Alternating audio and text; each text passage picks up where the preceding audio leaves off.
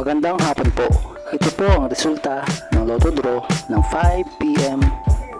Huwebes, May 2, 2024. sa 2D Lotto. 25, 6 in exact order. Sa 3D Lotto. 6, 6, 0 in exact order. Ito po ang mga paalala at paraan kung paano makuha ang inyong napanalunan.